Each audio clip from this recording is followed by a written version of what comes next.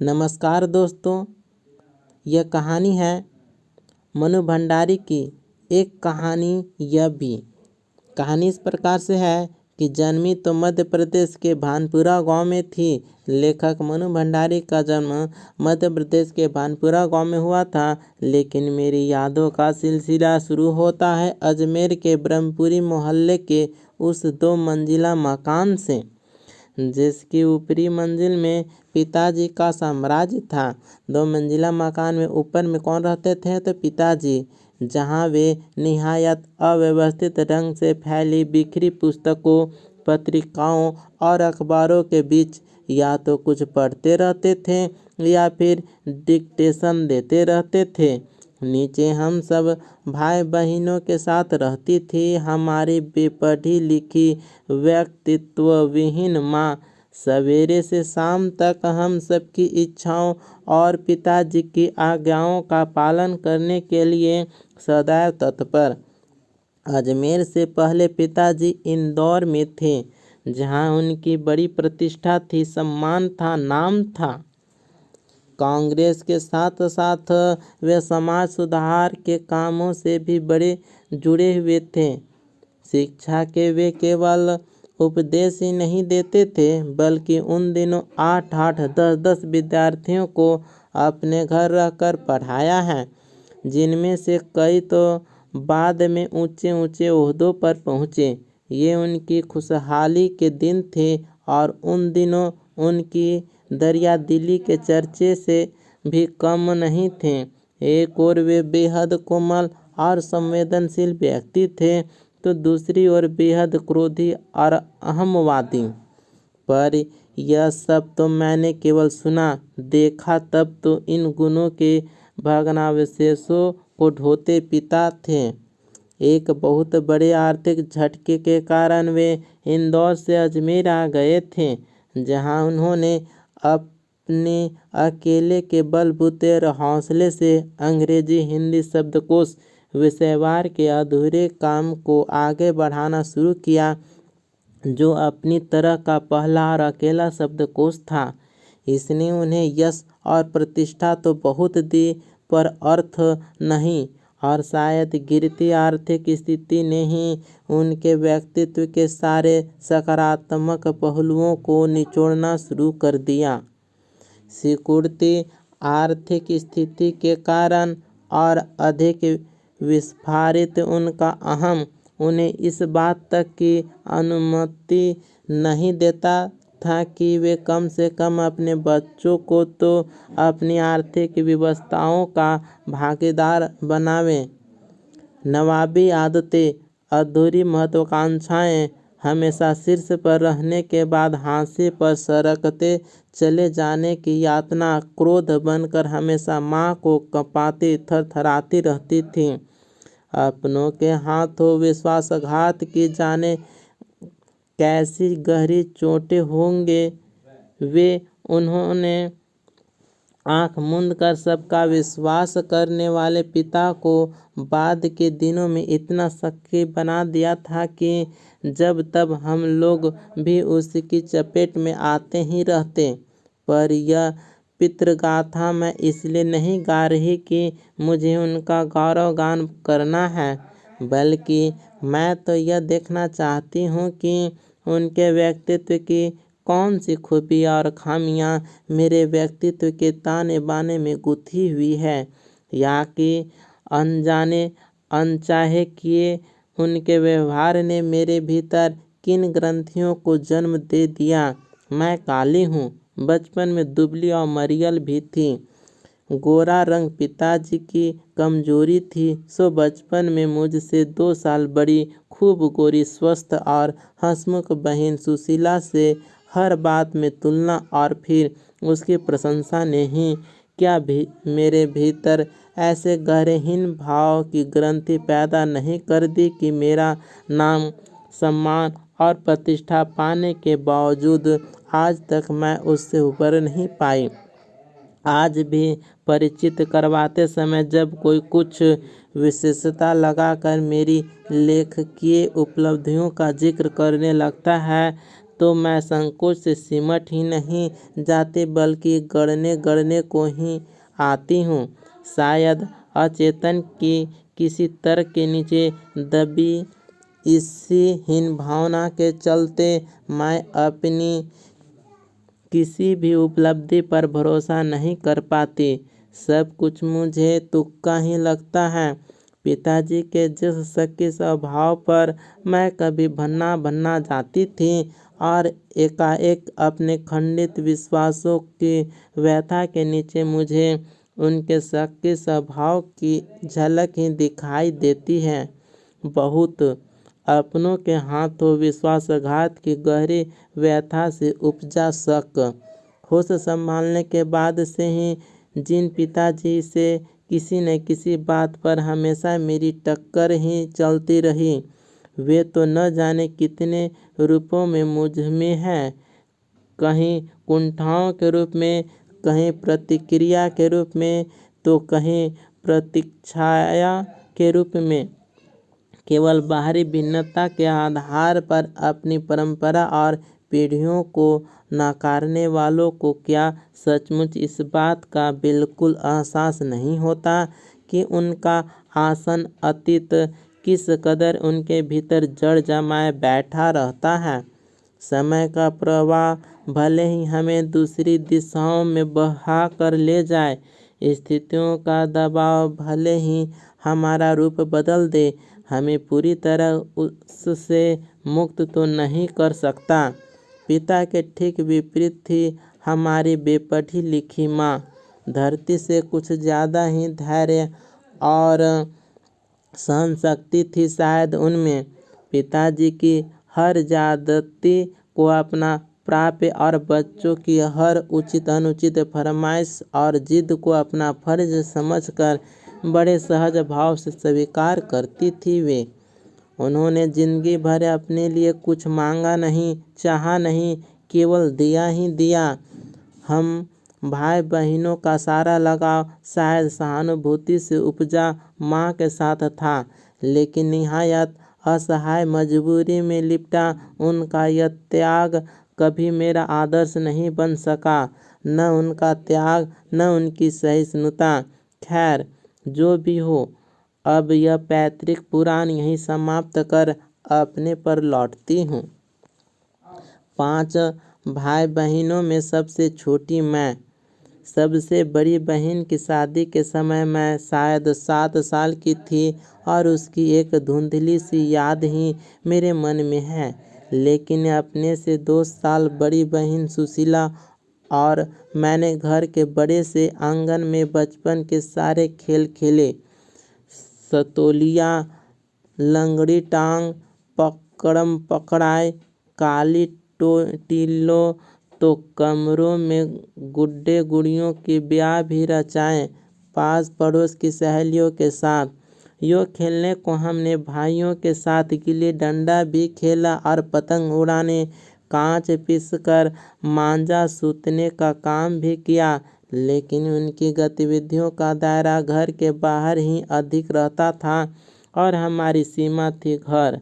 हाँ, इतना जरूर था कि उस जमाने में घर की दीवारें घर तक ही समाप्त नहीं हो जाती थी, बल्कि पूरे मोहल्ले तक फैली रहती थी। इसलिए मोहल्ले के किसी भी घर में जाने पर कोई पाबंदी नहीं थी, बल्कि कुछ घर तो परिवार का हिस्सा ही थे। आज तो मुझे बड़ी शिद्दत के साथ यह महसूस होता है कि अपनी ज़िंदगी खुद जीने के इस आधुनिक दबाव ने महानगरों के फ्लैट में रहने वालों को हमारे इस परंपरागत पड़ोस कल्चर से विच्छिन्न करने दे हमें कितना संकुचित, असहाय और असुरक्षित बना दिया है। मेरी कम से कम 1 दर्जन आरंभिक कहानियों के पात्र इसी मोहल्ले के हैं, जहां मैंने अपनी किशोरावस्था गुजार अपनी युवावस्था का आरंभ किया था। 1-2 को छोड़कर उनमें से कोई भी पात्र मेरे परिवार का नहीं है। बस इनको देखते सुनते इनके बीच ही मैं बड़ी हुई थी, लेकिन इनकी छाप मेरे मन पर इतनी गहरी थी, इस बात का एहसास तो मुझे कहानियाँ लिखते समय हुआ। इतने वर्षों के अंतराल ने भी उनकी छाव, उनकी भाव भंगिमा, भाषा किसी को भी धुंधला नहीं किया था और बिना किसी विशेष प्रयास के बड़े सहज भाव से वे उतरते चले गए थे।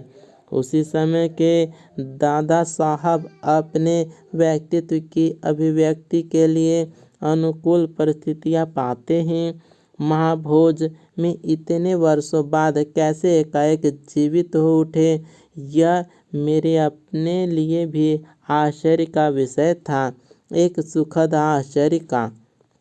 उस समय तक हमारे परिवार में लड़की के विवाह के लिए अनिवार्य योग्यता थी उम्र में 16 वर्ष और शिक्षा में मैट्रिक। सन 1944 में सुशीला ने यह योग्यता प्राप्त की और शादी करके कोलकाता चली गई। दोनों बड़े भाई भी आगे पढ़ाई के लिए बाहर चले गए। इन लोगों के छत्र छाया के हटते ही पहली बार मुझे नए सिरे से अपने वजूद का एहसास हुआ। पिताजी का ध्यान भी पहली बार मुझ पर केंद्रित हुआ।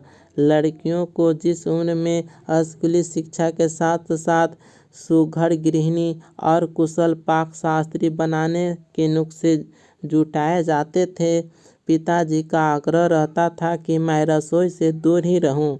रसोई को वे भाटिया खाना कहते थे और उनके हिसाब से वहां रहना अपनी क्षमता और प्रतिभा को भट्ठी में झोंकना था। घर में आए दिन विभिन्न राजनीतिक पार्टियों के जमावड़े होते थे और जमकर बहस होती थी। बहस करना पिताजी का प्रिय शगल था। चाय पीना या नाश्ता देने जाती तो पिताजी मुझे भी वहीं बैठने को कहते। वे चाहते थे कि मैं भी वहीं बैठूं, सुनूं और जानूं कि देश में चारों ओर क्या कुछ हो रहा है। देश में हो भी तो कितना कुछ रहा था। सन 1942 के आंदोलन के बाद से तो सारा देश जैसे खौल रहा था, लेकिन विभिन्न राजनीतिक पार्टियों की नीतियां, उनके आपसी विरोध या मतभेदों की तो मुझे दूर दूर तक कोई समझ नहीं थी। हाँ, क्रांतिकारियों और देशभक्त शहीदों के रोमानी आकर्षण, उनकी कुर्बानियों से जरूर मन आक्रांत रहता था। सो 10वीं कक्षा तक आलम यह था कि बिना किसी खास समझ के घर में होने वाली बहसें सुनती थी और बिना चुनाव किए, बिना लेखक की अहमियत से परिचित हुए किताबें पढ़ती थी। लेकिन सन 1945 में जैसे ही 10वीं पास करके मैं फर्स्ट ईयर में आई, हिंदी की प्राध्यापिका शीला अग्रवाल से परिचित हुआ। सावित्री गर्ल्स हाई स्कूल, जहां मैंने ककहरा सीखा, 1 साल पहले ही कॉलेज बना था और वे इसी साल नियुक्त हुई थी।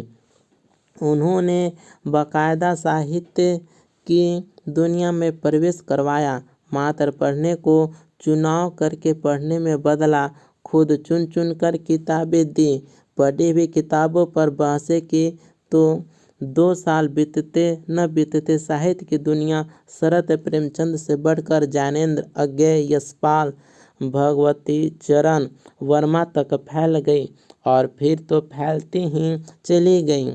उस समय ज्ञानेंद्र जी की छोटे छोटे सरल सहज वाक्यों वाली शैली ने बहुत आकृष्ट किया था। सुनीता उपन्यास बहुत अच्छा लगा था। अज्ञेय जी का उपन्यास शेखर एक जीवनी पढ़ा जरूर, पर उस समय वह मेरी समझ के सीमित दायरे में समा नहीं पाया था। कुछ सालों बाद नदी के द्वीप पढ़ा तो उसने मन को इस कदर बांधा कि उसी झोंक में शेखर को फिर से पढ़ गई, इस बार कुछ समझ के साथ। यह शायद मूल्यों के मंथन का युग था। पाप पुण्य, नैतिक अनैतिक, सही गलत की बनी बनाई धारणाओं के आगे प्रश्न चिन्ह ही नहीं लग रहे थे, उन्हें ध्वस्त भी किया जा रहा था। इसी संदर्भ में ज्ञानेंद्र का त्याग पत्र, भगवती बाबू का चित्रलेखा, पढ़ा और शीला अग्रवाल के साथ लंबी लंबी बहसें करते हुए उस उम्र में जितना समझ सकती थी समझा। शीला अग्रवाल ने साहित्य का दायरा ही नहीं बढ़ाया था, बल्कि घर की चारदीवारी के बीच बैठकर देश की स्थितियों को जानने समझने का जो सिलसिला पिताजी ने शुरू किया था, उन्होंने वहां से खींचकर उसे भी स्थितियों की सक्रिय भागीदारी में बदल दिया। सन 1946-47 के दिन वे स्थितियां जिसमें वैसे भी घर में बैठे रहना संभव था भला। प्रभात फेरियां, हड़तालें, जुलूस, भाषण, हर शहर का चरित्र था और पूरे दमखम और जोश खरोश के साथ इन सब से जुड़ना हर युवा का उन्माद। मैं भी युवा थी और शीला अग्रवाल की जोशीली बातों ने रगों में बहते खून को लावे में बदल दिया था। स्थिति यह हुई कि एक बवंडर शहर में मचा हुआ था और एक घर में। पिताजी की आज़ादी की सीमा यहीं तक थी कि उनकी उपस्थिति में घर में आए लोगों के बीच उठूं बैठूं, जानूं समझूं, हाथ उठा कर नारे लगाती, हड़तालें करवाती, लड़कों के साथ शहर की सड़कें नापती। लड़की को अपनी सारी आधुनिकता के बावजूद बर्दाश्त करना उनके लिए मुश्किल हो रहा था, तो किसी की दी हुई आज़ादी के दायरे में चलना मेरे लिए। जब रगों में लहू की जगह लावा बहता हो तो सारे निषेध, सारी वर्जनाएं और सारा भय कैसे ध्वस्त हो जाता है, यह तभी जाना। और अपने क्रोध से सबको थरथरा देने वाले पिताजी से टक्कर लेने का जो सिलसिला तब शुरू हुआ था, जैनेंद्र से शादी की तब तक वह चलते ही रहा। यश कामना, बल्कि कहूँ कि यश लिप्सा पिताजी की सबसे बड़ी दुर्बलता थी और उनके जीवन की धुरी था। यह सिद्धार्थ के व्यक्ति को कुछ विशिष्ट बनकर जीना चाहिए, कुछ ऐसे काम करने चाहिए कि समाज में उसका नाम हो, सम्मान हो, प्रतिष्ठा हो, वर्चस्व हो। इसके चलते ही मैं 2-1 बार उनके कोप से बच गई थी। एक बार कॉलेज से प्रिंसिपल का पत्र आया कि पिताजी आकर मिले और बताएं कि मेरी गतिविधियों के कारण मेरे खिलाफ अनुशासनात्मक कार्रवाई क्यों न की जाए। पत्र पढ़ते ही पिताजी आग बबूला, यह लड़की मुझे कहीं मुंह दिखाने लायक नहीं रखेगी, पता नहीं क्या क्या सुनना पड़ेगा वहां जाकर। 4 बच्चे पहले ही पढ़े, किसी ने ये दिन नहीं दिखाया। गुस्से से भननाते ही वे गए थे, लौटकर क्या कहर बरपा होगा इसका अनुमान था। सो मैं पड़ोस की एक मित्र के यहाँ जाकर बैठ गई। माँ को कह दिया कि लौटकर बहुत कुछ गुब्बार निकल जाए तब बुलाना। लेकिन जब माँ ने आकर कहा कि वे तो खुश ही हैं, चली चल, तो विश्वास नहीं हुआ। गई तो सही, लेकिन डरते डरते। सारे कॉलेज की लड़कियों पर इतना रौब है तेरा? सारा कॉलेज तुम 3 लड़कियों के इशारे पर चल रहा है। प्रिंसिपल बहुत परेशान थी और बार बार आग्रह कर रही थी कि मैं तुझे घर बिठा लूं, क्योंकि वे लोग किसी तरह डरा धमका कर, डांट डपट कर लड़कियों को कॉलेजों में भेजते हैं। और अगर तुम लोग एक इशारा कर दो कि क्लास छोड़कर बाहर आ जाओ, तो सारी लड़कियां निकलकर मैदान में जमा होकर नारे लगाने लगती हैं।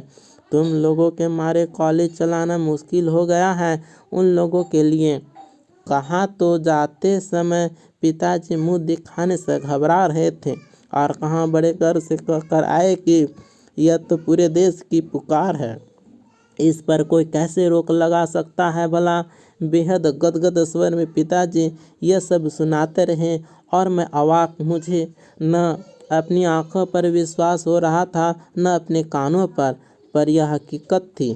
एक घटना और, आज़ाद हिंद फौज के मुकदमे का सिलसिला था। सारी कॉलेजों, स्कूलों, दुकानों के लिए हड़ताल का आह्वान था। जो नहीं कर रहे थे, छात्रों का एक बहुत बड़ा समूह वहां जाकर हड़ताल करवा रहा था।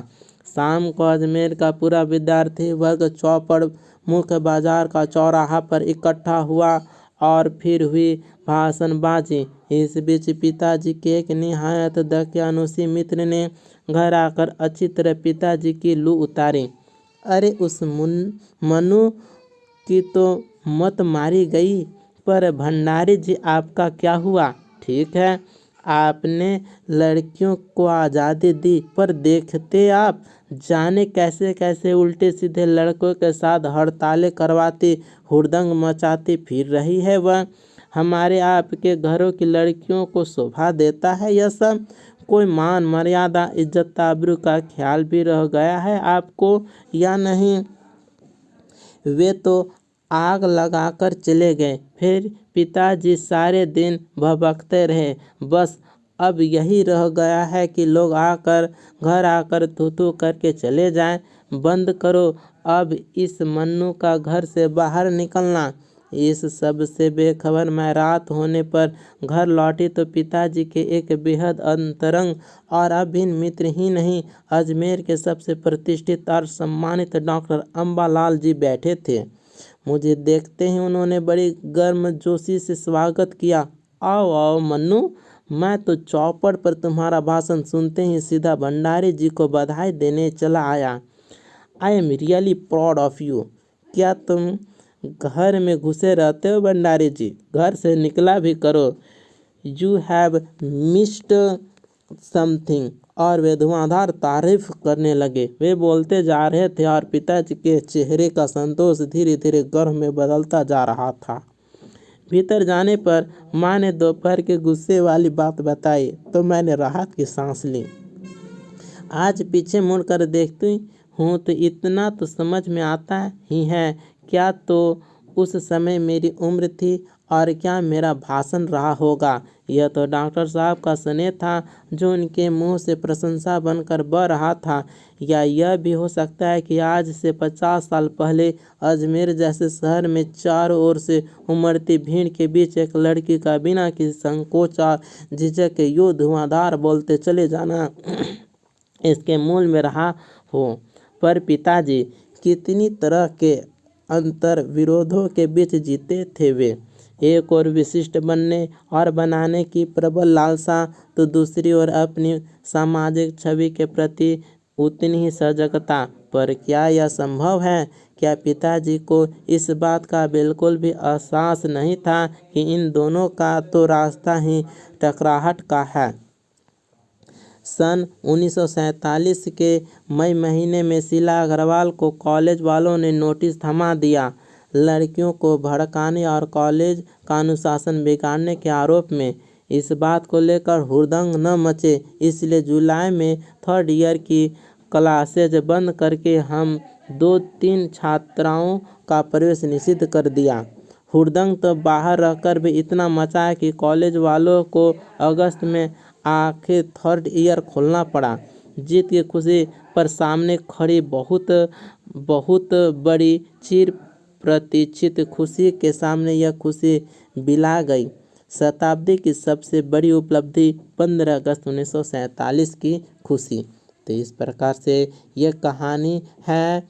एक कहानी यह भी जिसके लेखक हैं मनु भंडारी, और इस कहानी का हम सारांश जानेंगे और समझेंगे जो मनु भंडारी ने एक कहानी यह भी लिखी है। इसका सारांश इस प्रकार से है। एक कहानी यह भी के संदर्भ में सबसे पहले तो यह जान ले कि मनु भंडारी ने पारिभाषिक अर्थ में कोई सिलसिलेवार आत्मकथा नहीं लिखी है। अपने आत्मकथा में उन्होंने उन व्यक्तित्वों और घटनाओं के बारे में लिखा है जो उनके लेखकीय जीवन से जुड़ा हुए हैं। संकलित अंश में मनु जी के किशोर जीवन से जुड़ी घटनाओं के साथ उनके पिताजी और उनकी कॉलेज की प्राध्यापिका शीला अग्रवाल का व्यक्तित्व विशेष तौर पर उभर कर आया है, जिन्होंने आगे चलकर उनके लेखकीय व्यक्तित्व के निर्माण में महत्वपूर्ण भूमिका निभाई। लेखिका ने यहाँ बहुत ही खूबसूरती से असाधारण लड़की के असाधारण बनने के प्रारंभिक पड़ावों को प्रकट किया है। सन 1946-47 की आज़ादी की आंधी ने मनु जी को भी अछूता नहीं छोड़ा। छोटे शहर की युवा होती लड़की ने आज़ादी की लड़ाई में जिस तरह भागीदारी की, उसमें उसका उत्साह, ओज, संगठन क्षमता और विरोध करने का तरीका देखते ही बनता है। इस प्रकार से मनु भंडारी का यह कहानी यह भी यहीं पर कंप्लीट होता है। मिलते हैं अगली वीडियो में, तब तक के लिए धन्यवाद। Thank you.